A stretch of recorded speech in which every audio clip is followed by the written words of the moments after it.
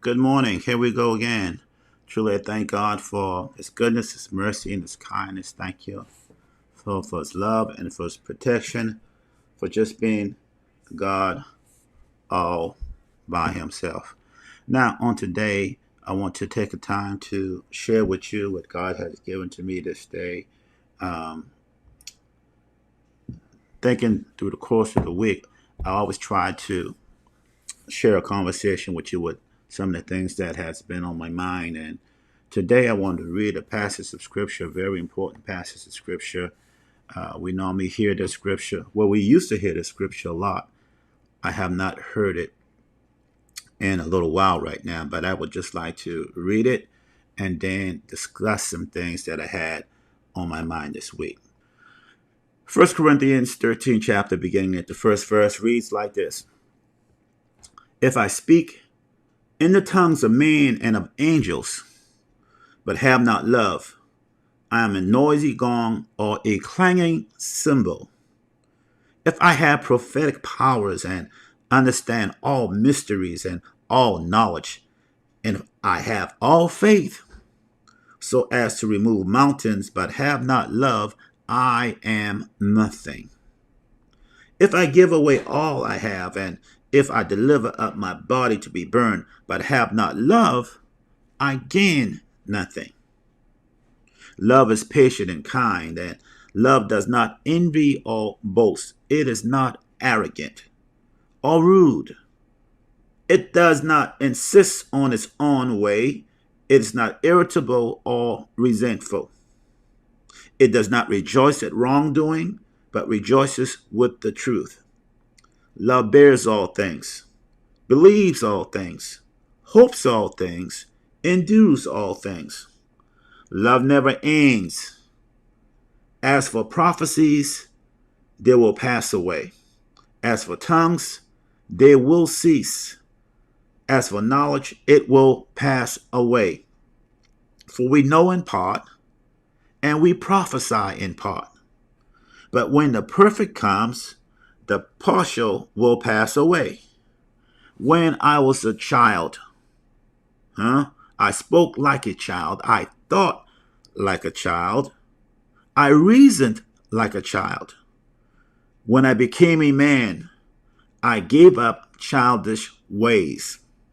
For now we see in a mirror dimly, but then face to face. Now I know in part, then I shall know fully, even as I have been fully known. So now faith, hope, and love abide. These three, but the greatest of these is love. That is the scripture talking about love. God is love.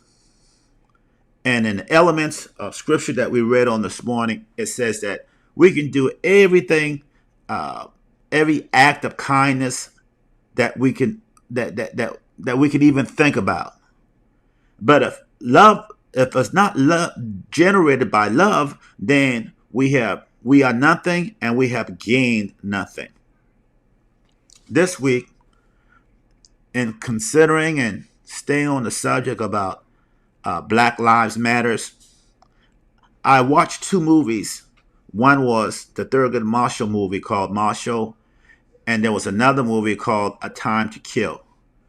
And in both of those movies, it highlighted the mistreatment of Black Americans and how we can be falsely accused and um, the just the scent and the smell of evil that surrounds it, and the people that subscribe to a doctrine of hatred and disdain. They subscribe to a doctrine of maltreatment. That's so sad. That's sick. And yet the scripture on this morning tells us that we should have we should have the character of Christ, and we should love one another.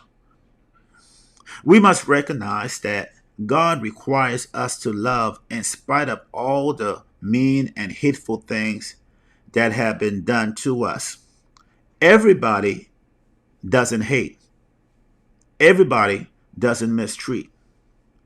There are people that authentically love and share love of every race. And I'm thankful for that. I'm glad to know that I had an opportunity to receive love, even though I had been mistreated. I think about when I was carrying mail, when I first started carrying mail, I remember going on this one street where some senior citizen Caucasian women were. And it seems like every time I came on the block, even though I had my mail uniform on and had my mail bag with me, it seems like they would get up and they would frantically run in the house because they feared the black man.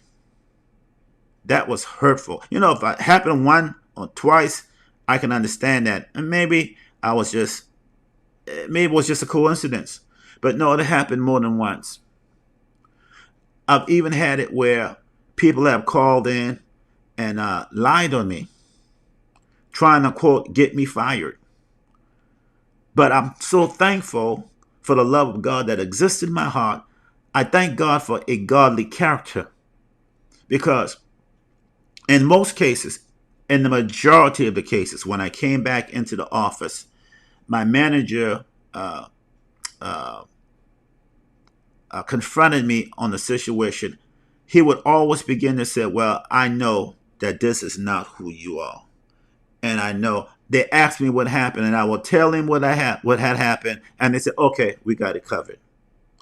Thank God for godly character, for them being able to see the love of God in my character and seeing the fact that, hey, that's not an action that Joe Lawyer would do. Well, then also understand this. I had a situation, an incident that we had a group meeting of all the carriers between both sides. And the management called me up to the front and they began to read a letter. And the letter was from my customers. We had a couple of my customers that had went through the community to the people that I carried mail to.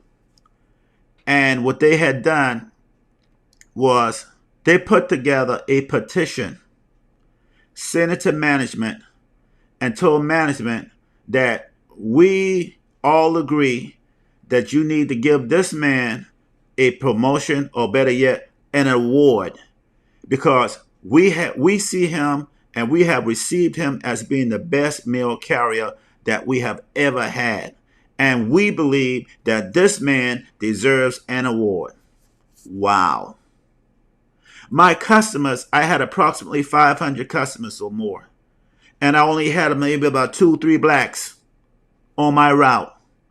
But yet all of those Caucasian people got together and said, hey, we appreciate this man so much that we got together and we believe that this man should get an award.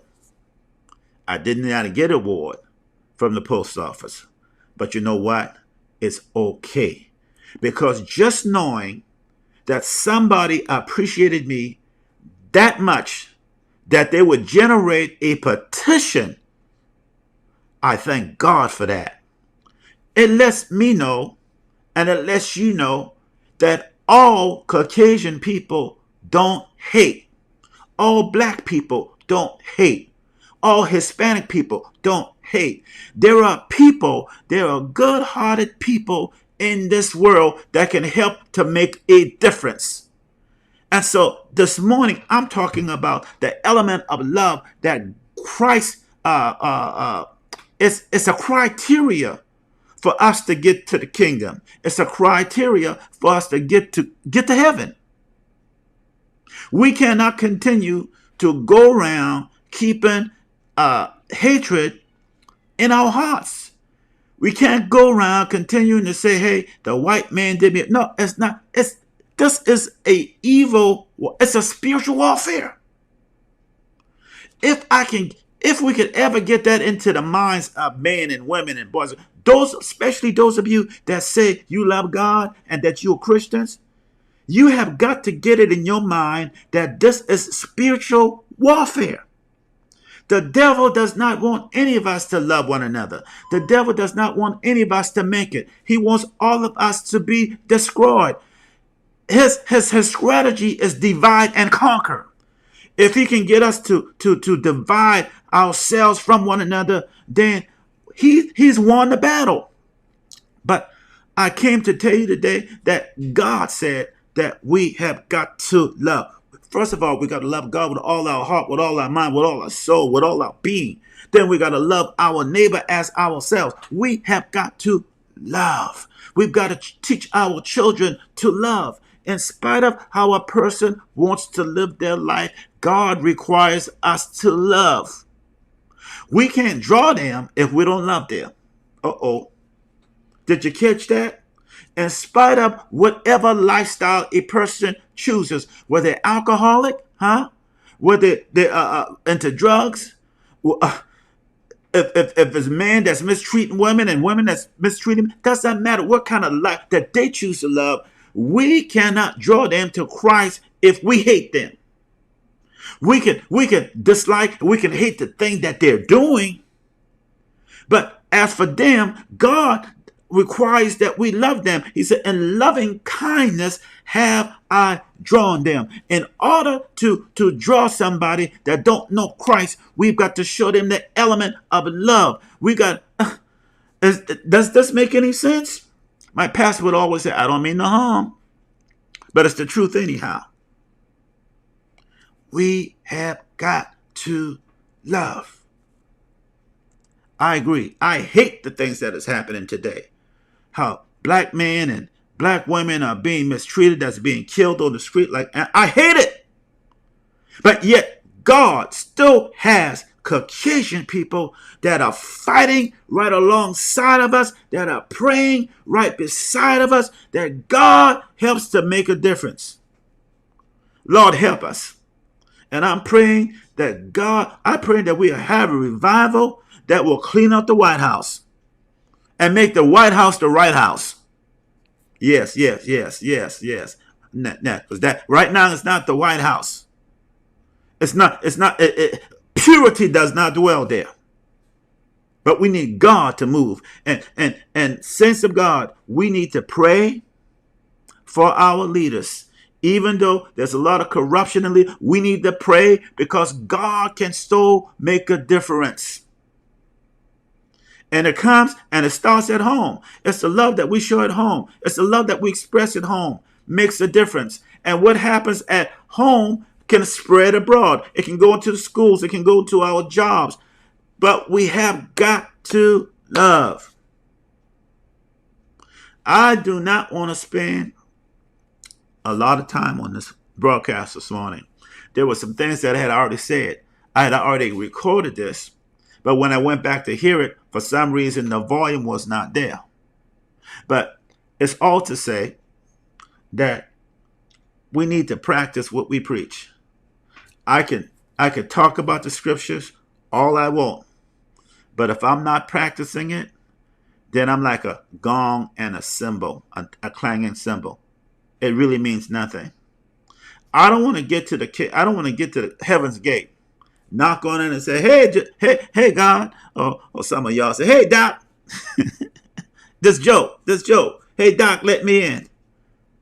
And God comes and say, hey, Doc, who you? I don't want God to say, hey, depart from me, you worker of iniquity. I don't want God to say that. But I want him to say, welcome. Come on in, Joel Lloyd Jr. You've done well. How about you? God bless you.